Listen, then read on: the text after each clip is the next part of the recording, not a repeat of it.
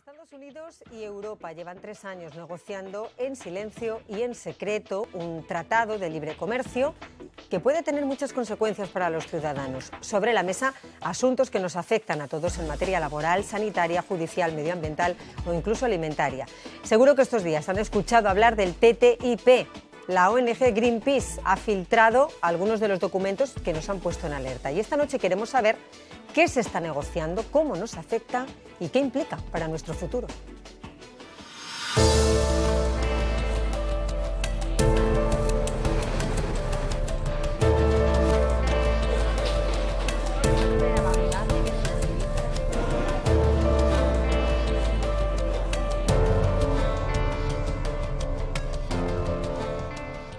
Hablamos del que podría convertirse en el mayor tratado de libre comercio del planeta, que por cierto tiene ya bastantes detractores. Se teme que favorezca a grandes empresas en detrimento de los derechos de los ciudadanos. Y de ello queremos hablar hoy con Maricruz Arcos Vargas, que es profesora titular de Derecho Internacional Público y Relaciones Internacionales de la Universidad de Sevilla. Muy buenas noches. Buenas noches. Directora también del Centro de Documentación de Estudios Europeos de la Universidad. Hola, buenas noches. Profesora, ¿tenemos motivos para estar preocupados? Bueno, yo creo que el TTIP es un desafío, es una oportunidad. Preocupados, si estamos convencidos de que efectivamente se está negociando por quien se debe negociar y que no está sufriendo las presiones que parece que quedan en ese terreno oscuro, no tenemos por qué estar preocupados, al revés, tenemos que estar esperanzados pensando en las oportunidades que se nos abre con este tratado. Ahora, sí, no alarmados, pero sí cautelosos, pendientes por ver qué es lo que se negocia efectivamente. Pues vamos a tratar de aclararlo esta noche. También nos acompaña Agustín Madariaga, periodista, compañero de esta casa, economista y psicólogo. Agustín, no sé si tu punto de vista es el mismo. ¿A ti te preocupa este tratado, algún aspecto? Sí, me preocupan varios aspectos, pero sobre todo me preocupa algo muy relacionado con lo que le ha dicho la profesora. Es decir, en Estados Unidos hay algo que es una práctica política habitual, incluso está regulado, que son los lobbies. Y en Europa no. Y es más, los pequeños empresarios y los ciudadanos no tenemos lobbies, ni en Europa ni en Estados Unidos. Los lobbies solo los tienen las grandes corporaciones. Y son los que realmente van a influir en que el tratado, si los Estados Unidos lo firma, sea muy beneficioso para las grandes corporaciones, porque si no, no nos olvidemos, Estados Unidos no lo va a firmar. ¿Os hace sospechar algo el hecho de que sean ya 3 años de negociaciones, muy en silencio, muy a puerta cerrada? Claro, las negociaciones siempre empiezan a puerta cerrada, eso también es verdad. Y además la prisa con la que al parecer se está trabajando ya este año porque quieren dejarlo firmado antes de que termine la legislatura de Obama. No sé si esto os despierta algún tipo de sospecha. Bueno, yo creo que aquí la sospecha es que solamente nos preocupe el tratado que está negociando la Unión Europea con los Estados Unidos. No hace mucho tiempo, 2010, se firmó un acuerdo muy similar con Corea del Sur. Nadie se ha enterado de nada, o bueno, el público en general no ha tenido mayor atención a este tema. Se ha firmado el acuerdo con Canadá, se ha firmado el acuerdo con México, se está negociando con India. Solamente nos preocupa el de los Estados Unidos. El de los Estados Unidos empieza a negociarse en 2013, efectivamente, cuando recibe la Comisión el mandato negociador por parte del Consejo, y a partir de 2013 se van negociando cada uno de los capítulos. Estos folletos que me traía por, bueno, enseñarlos, ¿no? Un poco a todos, estos son públicos desde hace al menos 2 años. Y yo los manejo, están en mi oficina, todo el mundo los puede coger desde hace al menos 2 años. En la página web hay información. Claro, posiciones negociadoras, como se ha comentado alguna vez, pues no están, efectivamente, las que ha puesto Greenpeace, no están en la página web. Eso le iba a decir, que se negocie un tratado, hasta ahí, bueno, es normal, ¿no? Y todos los países cuando quieren invertir en otro, pues intentan de alguna manera blindar, ¿no?, sus derechos y ser cauteloso a la hora de invertir allí ese dinero. Pero aquí lo que nos está diciendo Greenpeace es, ojo, que por parte de Estados Unidos hay muchas presiones, que se le está dando mucho poder a las multinacionales, que esto puede ir en detrimento de los ciudadanos, y ahí es donde ya salta un poco la liebre, ¿no? O empieza a preocupar. Claro, bueno, la posición ¿por qué, primero, si me permite, por qué esto es un desafío, porque esto es una oportunidad? Efectivamente, con este acuerdo se va a abrir la zona de libre comercio más grande del mundo. Ahora mismo la más grande es la del acuerdo transatlántico que termina de firmar, bueno, a final de 2015 ha firmado Estados Unidos con 11 países del Pacífico, con el Transpacífico, y si no, Europa se queda completamente aislada. Vivimos en un mundo global, queramos o no, y cuanto más consigamos regular el mundo global, yo por lo menos más tranquila me sentiré. Siempre pienso que el que existan normas nos va a beneficiar a los que no tenemos un lobby, es decir, a los que no somos poderosos. El problema es que la globalización lo que ha hecho es reducir las normas o igualar las normas no por arriba, sino por abajo. Y esto es uno de los grandes peligros de las presiones de las multinacionales, ¿no? Que los derechos, que son derechos incluso en algunos casos humanos, no ya económicos ni laborales, son derechos laborales, son derechos a la salud, derechos a un medio ambiente, derechos a tu privacidad, se vean impedidos o menoscabados por un tratado al dictado de las grandes corporaciones norteamericanas. Ese es el gran peligro de esto y contra eso es contra lo que hay que estar alerta. Claro. La economía evidentemente tiene un grado de eficiencia cuando es abierta que no tiene cuando es cerrada, porque tú te dedicas a fabricar lo que haces mejor y a comprar lo que no haces mejor, y se supone que todo el mundo hace lo que mejor sabe fabricar y más eficientemente. En realidad no es del todo así, porque igual hacíamos muy bien los zapatos, pero hay trabajo esclavo en Bangladesh. Entonces, la eficiencia económica está muy bien sobre el papel, pero cuando bajas a la cruda realidad, en realidad lo que estás haciendo es menoscabar los derechos de los demás, porque si quieres competir con el trabajo esclavo en Bangladesh, tienes que pagar 600 euros al mes a quien haga zapatos en España.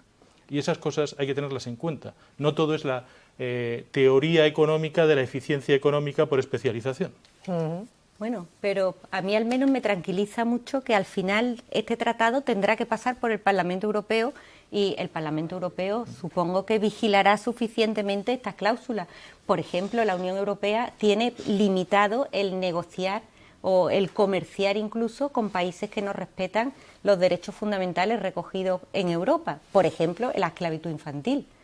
De hecho, no solamente con países que en general no respeten, sino empresas que se detectaba que estaban utilizando trabajo infantil, tienen cerrada hasta que han tenido la posibilidad de demostrar que no tenían niños esclavos, tenían cerrado el acceso a los mercados europeos. Entonces, que al final de la película aparezca el Parlamento Europeo, a mí eso me da una cierta tranquilidad.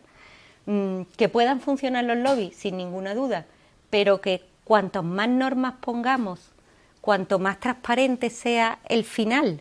Si no te digo que sea, o no digo que sea transparente la negociación tiene que ser no opaca, pero sí discreta. Pero el final tiene que ser absolutamente abierto y donde efectivamente se aseguren que todos los derechos, que el estándar de derechos que tenemos en la Unión Europea no se rebaje. El punto de partida es que hay muchísimas diferencias. Estamos hablando de un acuerdo muy global en el que estamos tratando muchos sectores, desde seguridad alimentaria hasta productos químicos, hasta protección del medio ambiente, prestación de servicios, productos agrícolas, toda la cuestión de los transgénicos, en los que Europa y Estados Unidos tenemos una regulación muy dispar. Bueno, sobre todo Estados Unidos es que tiene poca regulación. Muy poca, y la poca que hay es que admite muchas cuestiones que a los europeos nos chirrían. Entonces, tiene que haber ese equilibrio para poder acercar, impedir que productos que se están fabricando muy baratos en Estados Unidos, esperemos que no con esclavitud infantil, pero por ejemplo pensemos en los alimentos transgénicos, se fabrican muy baratos y que puedan entrar en el mercado europeo porque eso arruinaría el mercado europeo y si nosotros mantenemos nuestros estándares, al entrar en el mercado americano no vendemos ni un lápiz. Entonces, ahí habrá que hacer ese equilibrio. Las prisas que comentaba respecto al cierre de las negociaciones, el blog de la comisaria Malmström, en una publicación que hace anteayer, el día 2, efectivamente dice que pretende que se cierre la negociación en 2016.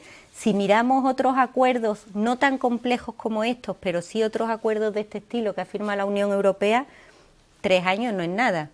Es muy difícil pensar que un acuerdo de tal volumen se va a cerrar en 3 años, porque son casi 30 los capítulos que hay abiertos, en ninguno está completo el acuerdo, con lo cual todo está abierto.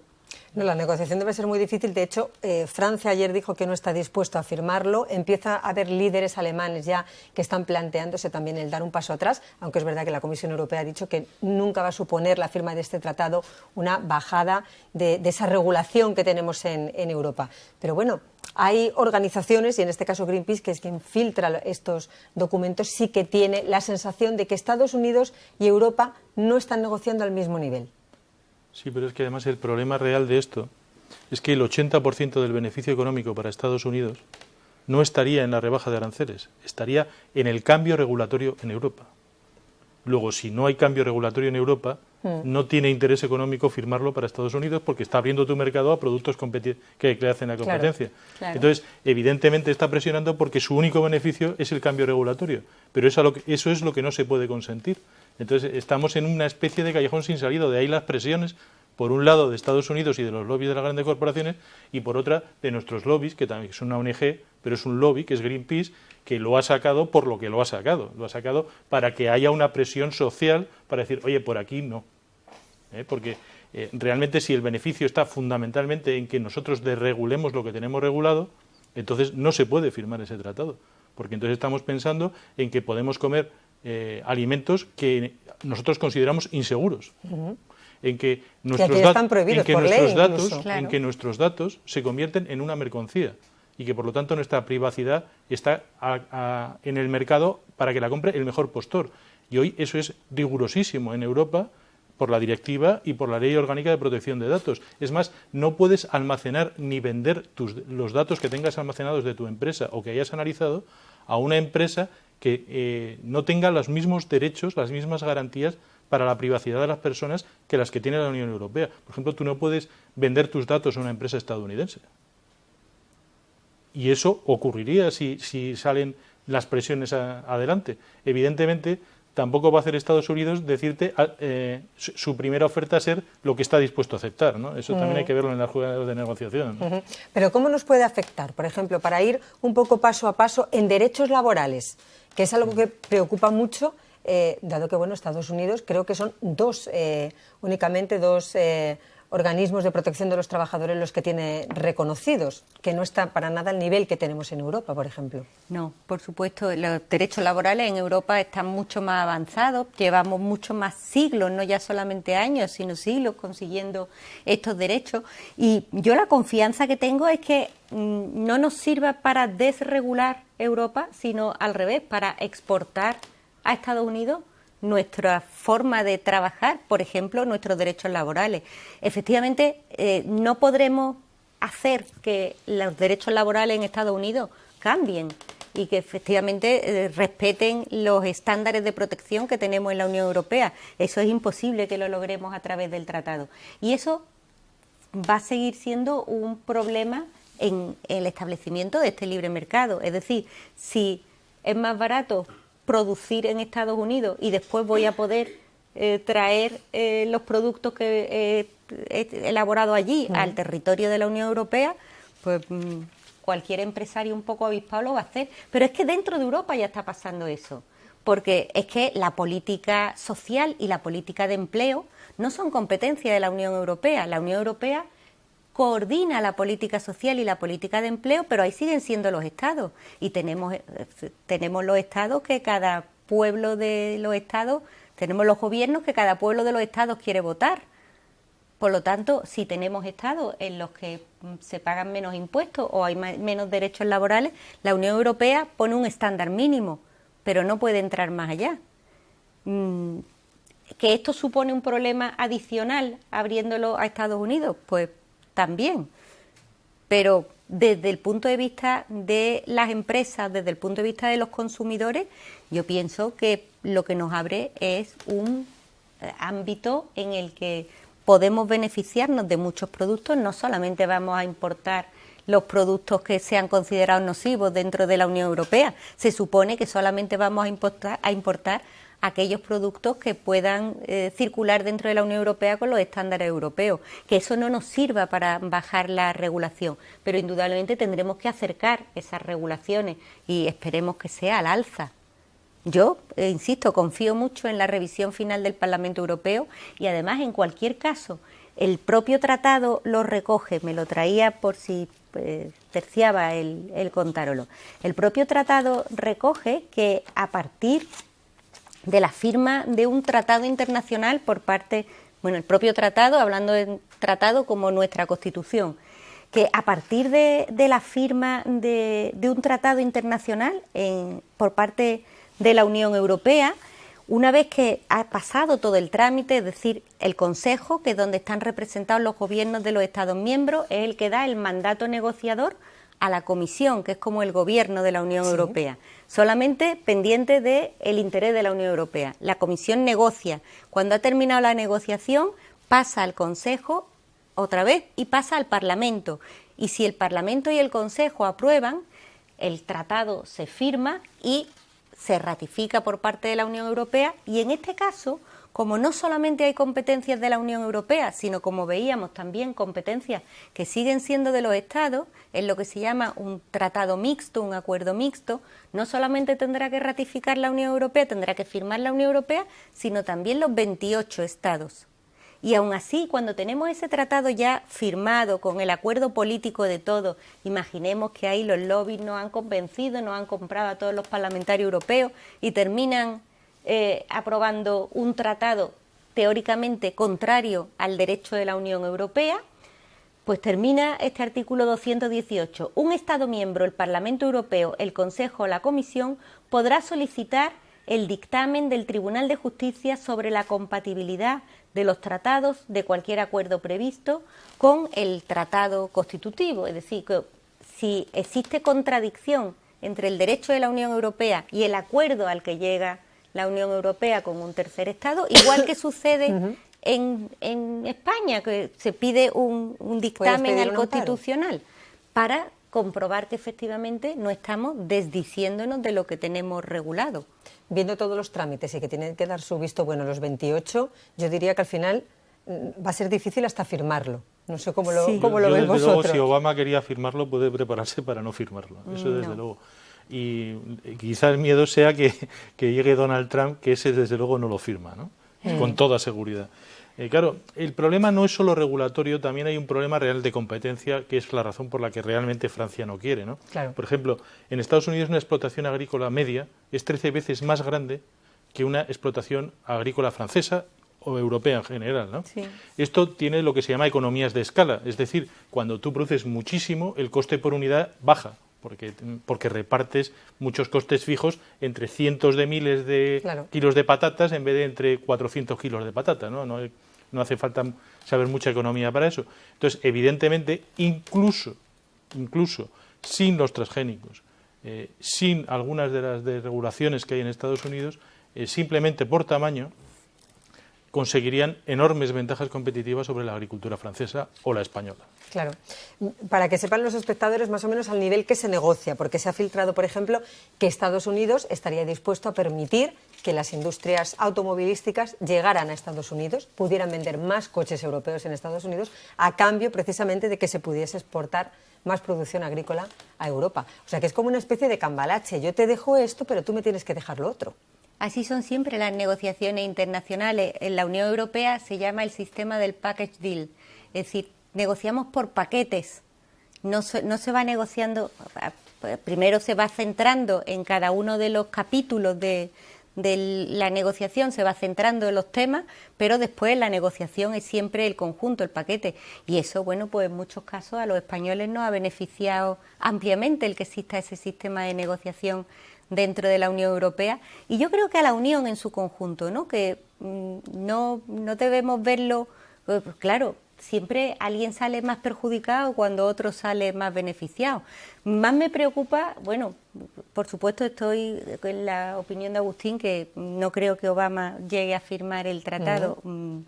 mucho tiene que correr y las prisas no son buenas consejeras, y mucho menos en la negociación internacional. Se tiene que tomar el tiempo que se tiene que tomar y más me preocupa una postura diferente por parte de Estados Unidos, en las que efectivamente la posición de las grandes compañías, que son las que en realidad no sé si no quieren este tratado o al revés. Nosotros siempre explicamos que las empresas multinacionales son las que más se benefician de que el mundo esté dividido en estados.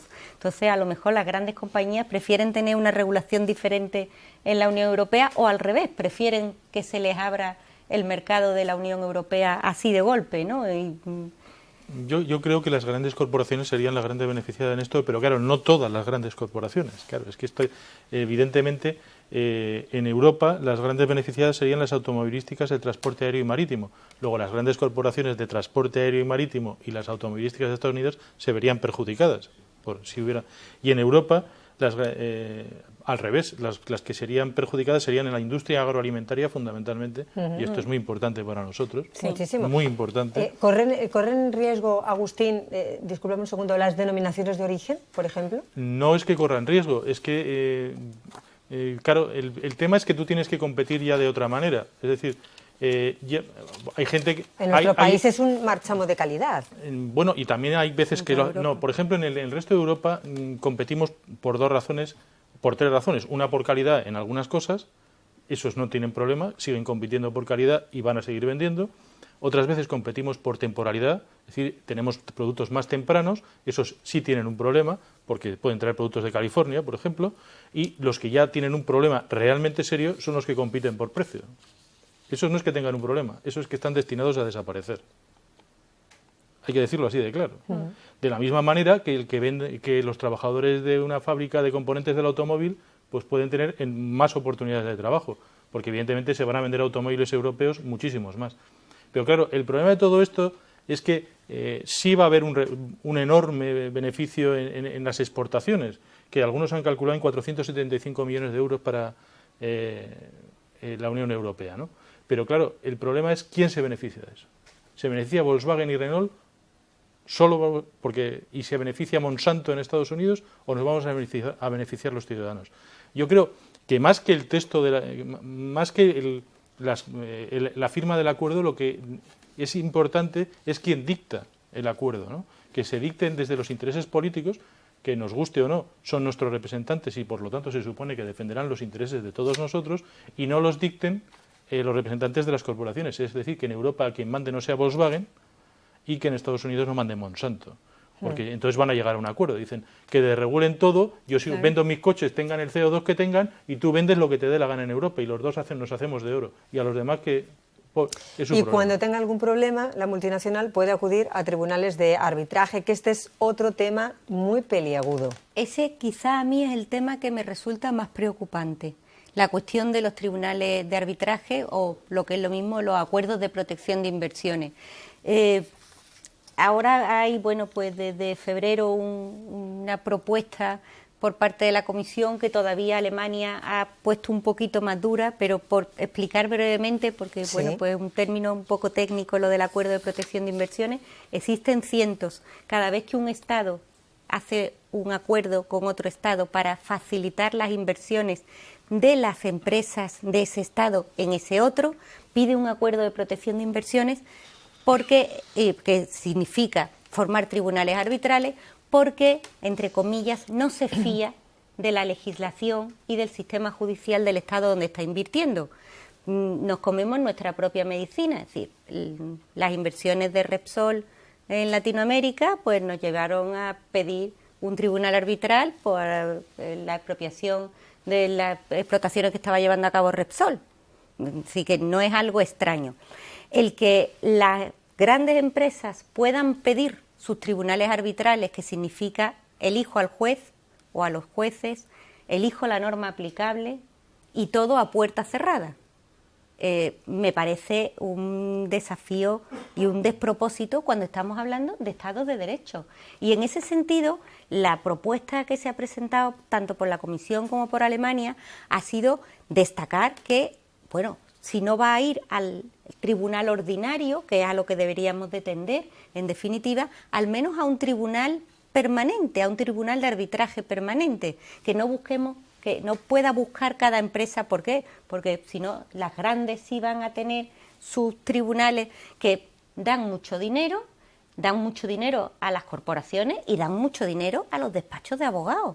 Sí, los grandes despachos mundiales, porque ya no son solamente europeos o nacionales, se benefician en gran medida de la existencia de estos acuerdos de protección de inversiones. Y existen incluso entre países europeos, que es aberrante totalmente. Tenemos que ir a destruir eso es algo del pasado, tenemos que ir a conseguir un tribunal permanente donde se regule con las mismas normas y se apliquen las mismas normas. ¿Cuál es el problema y por qué os digo que a mí me resulta especialmente inquietante? Porque esto significa que una empresa americana invierte en cualquier país de la Unión Europea y si el país de la Unión Europea cambia las reglas de juego, es decir, cambia su legislación, la empresa norteamericana podrá pedir a través de este tribunal arbitral una indemnización por haberle cambiado las reglas de juego el Estado. Pero claro, aquí no es la Unión Europea legislando, también, pero son 28, con lo cual, si una empresa ha confiado en nuestro buen hacer con las energías renovables, hace una inversión en energías renovables y ahora de repente cambia la legislación, tenemos un problema. El que nos va a presentar la reclamación es la empresa, ¿a quién? A España. Pero claro, la Unión Europea no le puede decir a cada uno de sus 28 miembros, un momento, sobre esto no vayáis a legislar, sobre esto no toquéis porque os va a costar muy caro. Y eso sí que puede suponer realmente una situación incómoda. Da la sensación de que entonces puede ser que las multinacionales al final sean las que estén dictando un poco el hacia dónde va el país, ¿no? Que van a estar un poco por encima de la legislación del propio Estado. Por eso es mi posición que cuanta más norma haya, mejor. Que cuantos más tribunales ordinarios con jueces preestablecidos puedan controlar la aplicación de esas normas, mejor. Más nos vamos a beneficiar los particulares, más nos vamos a beneficiar los consumidores, los ciudadanos. Y que eso va a significar o puede significar una reducción de nuestros derechos adquiridos. Pues confío que el Parlamento actúe de filtro, el Parlamento Europeo actúe de filtro y no permita que se reduzcan nuestros derechos adquiridos. Ahora, que también puede suponer el subir el nivel de protección en los Estados Unidos en algunos aspectos, a lo mejor en el CO2 de los coches, a lo mejor en productos que respeten la seguridad alimentaria. A lo mejor también nosotros tenemos mucho que aprender de Estados Unidos en otros sectores. Por ejemplo, en derecho de la competencia, que en Europa es uno de los grandes desafíos y es una materia que es exclusiva de la Unión Europea. En Estados Unidos pues llevan un siglo más de recorrido. ¿Y a quién beneficia el derecho de la competencia? A los consumidores. Somos los consumidores y consumidores somos todos. Bueno, el derecho de Estados Unidos de la colusión es muy claro. Lo que pasa es que luego uno mira y claro, ve Microsoft, ve Google y dice, pues creo que el derecho de competencia de Estados Unidos está guardado en un cajón con llave, ¿no? No hay ningún sitio con más oligopolios que Estados Unidos. Bueno, de hecho, da la empresas a las que sanciona el Tribunal Europeo. Pero efectivamente, lo hacen con sistema actuarial, es decir, ¿cuánto me cuesta la multa y cuánto gano teniéndolo? Pues paga. Es así de sencillo, porque ahí todo es sanción económica. Entonces es una cuestión de cálculo mercantil. Igual que matar a 400 personas intoxicadas por residuos. Es un cálculo mercantil. ¿Cuánto me cuesta arreglar la cadena de producción para no intoxicar a nadie? ¿Cuánto me cuesta pagar a los 400? Eso ha habido varias sentencias en Estados Unidos de estas multimillonarias que han mostrado eso, con toda su crudeza, que era un cálculo mercantil. Los derechos de las personas no contaban, era un cálculo de cuánto dinero costaba una cosa y la otra. Y luego, otra cosa que te quería contar, hay un problema fundamental que es la desigualdad que crea, y es a lo que hay que estar atentos, no ya por la firma del tratado, sino como Estados, para aminorarla y para hacer políticas que la aminoren. Porque esto crea dos problemas, ¿no? Esto va a beneficiar a pequeñas empresas o a grandes empresas que miren al exterior y, por lo tanto, a personas con mayor formación y especialización. Pero va a perjudicar a las que menos especializadas estén, menos formación tengan, y a las pymes que no tengan capacidad de internacionalización. Entonces, si no hay un método compensatorio, algún tipo de política, esto puede llevar a dos Europas, ¿no? Estamos ya a un minuto para terminar y me gustaría que me hicierais una última reflexión lo más rápidamente posible. Yo no sé si estas negociaciones buscan el interés público europeo o lo que busca Estados Unidos es mantener su hegemonía económica mundial. Hombre, ¿Interés público europeo o hegemonía económica mundial? Yo confío que interés público europeo y que además, como no nos montemos en el carro, esto es el tigre de Samuelson, nos devora, ¿no? Y más vale que nos sentemos encima. Agustín. Yo estoy convencido que es la hegemonía económica mundial de Estados Unidos. Bueno, pues son dos posturas. Vamos a ver qué puede ocurrir. Me parece que los dos teníais vuestras sospechas de que no se iba a firmar, por lo menos en el mandato de Obama, que es lo que hasta ahora mismo se está mirando. Si se firma o si no, Maricruz, encantados de que estés con nosotros y te invitaremos de nuevo otro día para analizar todos los pormenores, porque es muy interesante y al final nos afecta a todos. Claro. Muy importante. Agustín, muchísimas gracias. Y ahora les dejo en muy buenas manos con toda la actualidad del día y Rosa Pilar Abello.